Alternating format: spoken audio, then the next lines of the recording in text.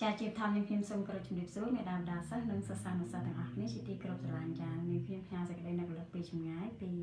ប្រទេសអឺរ៉ុបទៅដល់ខ្មែរផងដោយសារតែនាងខ្ញុំនៅត្រជាក់អញ្ចឹងសូមពាក់អាវរងាសូមអធិស្ឋានណា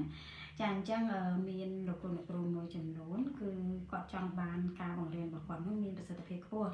ហើយគាត់ក៏សួរថាលោកស្រីកនិកាតើធ្វើម៉េចដើម្បីឲ្យបង្រៀនមានប្រសិទ្ធភាពខ្ពស់ចាសម្រាប់យោបល់អ្នកគ្រូដែលមានបទពិសោធន៍ជាង20ឆ្នាំជាមួយនឹងវិស័យអប់រំអាចបង្ហាញថាដើម្បីឲ្យបង្រៀនមានប្រសិទ្ធភាពខ្ពស់វាមានកត្តាជាច្រើនយ៉ាងកត្តាបូកផ្សំជាមួយនឹងកិច្ចតែងការបង្រៀនហើយក៏បូកផ្សំនឹងកិច្ចតែងការបង្រៀននោះមិនអាចខកខានបានគឺសម្ភារៈឧបទេសចាហើយនេះបានជាសម្ភារៈឧបទេសក្នុងការបង្រៀនមានប្រយោជន៍សំខាន់តកតងនឹងការបង្រៀនដើម្បីឲ្យមានប្រសិទ្ធភាពខ្ពស់ចាចំណុចទី1គឺធ្វើឲ្យការបង្រៀនរបស់លោកគ្រូអ្នកគ្រូមានលទ្ធផលល្អប្រសើរទាំងរូបភាពបូកនឹងទ្រឹស្ដីចាហេតុអីនៅពេលដែលយើងបង្រៀនទ្រឹស្ដីទៅកាន់គាត់ពេលដែលយើងមានសម្ភារៈឧបទេសគឺយើងបង្ហាញជារូបភាពធ្វើឲ្យគាត់នឹងចងចាំបានល្អដិតអារម្មណ៍នៅក្នុងខួរក្បាលរបស់គាត់ហើយគាត់រៀនឆាប់ចេះគាត់ឆាប់ទទួលបាននៅមេរៀនថ្មីដែលគាត់ត្រៀមនឹងរៀនចាចំណុចទី2គឺពង្រីកចំណេះដឹងបានទូលំទូលាយអញ្ចឹងនៅពេលដែលមានសម្ភារៈឧបទេសសិស្សអាចសម័យបានពីការមេរៀនដែលគ្រូចង់បង្ហាញពីវត្ថុបំណងនៃមេរៀនហ្នឹងចំណុចទី3គឺកាត់បន្ថយគំនិតអរូបីច្រើនពេកចឹងមានថាជួនកាលនៅពេលដែលយើងបង្រៀនគាត់អត់មាន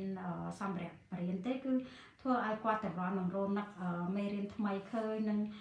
គាត់ពិបាកយល់នៅក្នុងមេរៀននីមួយៗប្រសិនបើយើងមានសម្ភារៈឧបទេសឧទាហរណ៍ថាយើងបង្រៀនអំពីពណ៌ហើយយើងមានក្តារពណ៌គ្រប់ទាំងអស់បង្ហាញទៅកាន់គាត់ធ្វើឲ្យគាត់នឹងងាយដិតដាមក្នុងអារម្មណ៍របស់គាត់នឹងស្រួលក្នុងការរៀនមេរៀននឹងហើយរយៈពេលខ្លីធ្វើឲ្យគាត់ឆាប់ចេះចា៎ចំណុចទី5បង្កើនសមត្ថភាពស្រាវជ្រាវនិងឈានទៅរកការអភិវឌ្ឍបង្កើតគំនិតថ្មី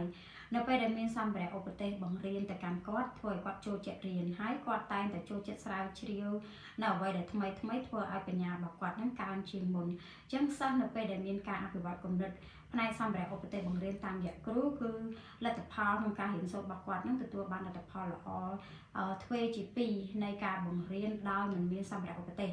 ចាហើយចំណុចមួយទៀតគឺអនុវត្តបានជាក់ស្ដែងទៅតាមជីវភាពពិតក្នុងការរស់នៅក្នុងសង្គមឧទាហរណ៍ថាគាត់មានដើមស្វាយនៅពីមុខផ្ទះរបស់គាត់ហើយយើងចង់ឲ្យគាត់បរណេតែងសេចក្តីមួយអំពីដើមស្វាយអញ្ចឹងគាត់មានការសម័យមួយដែលឃើញរូបភាពពិតនៅពេលតាមការបំផុសសំណួររបស់គ្រូឬក៏តាមបង្ហាញជារូបភាពរបស់គ្រូធ្វើឲ្យសិស្សហ្នឹងគាត់មានការយល់មេរៀនហ្នឹងកាន់តែច្បាស់ហើយដោយវាជាការអនុវត្តពិតក្នុងការរស់នៅប្រចាំថ្ងៃផងដែរចាចំណុចមួយទៀតគឺបង្កបរិយាកាសក្នុងការរៀននិងបង្រៀននឹងឲ្យល្អឲ្យសប្បាយមានចំណាប់អារម្មណ៍តាមរយៈពណ៌តាមរយៈរូបភាពធ្វើឲ្យសិស្សគាត់ចូលចិត្តរៀនចាចំណុចចុងក្រោយត្រូវបានគេចាត់ទុកថាជាគ្រូដ៏ល្អមួយរូបចាអញ្ចឹងនៅពេលដែលយើងជាគ្រូល្អគឺ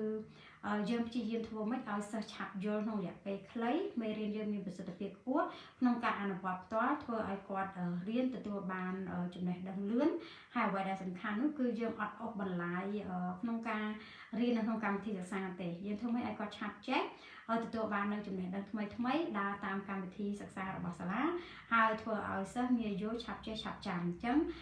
សរុបសេចក្តីមកសារៈប្រយោជន៍សម្ភារៈឧបទេសគឺមានសារៈសំខាន់សម្រាប់អ្នកគ្រូដែលចង់ក្លាយជាគ្រូបង្រៀនដ៏ល្អគួរតែមានសម្ភារៈឧបទេសចា៎ចឹងអ្នកគ្រូចាណាជាស្ថាបនិករបស់ JC 56និង Big Bang សូមថ្លែងអំណរអរគុណចាចំពោះលោកគ្រូអ្នកគ្រូនិងមេដាបេដាសិស្សទាំងអស់ដែលតែងតែគាំទ្រ JC និង Big Bang កន្លងមកចាសូមអរគុណសូមគោរពលា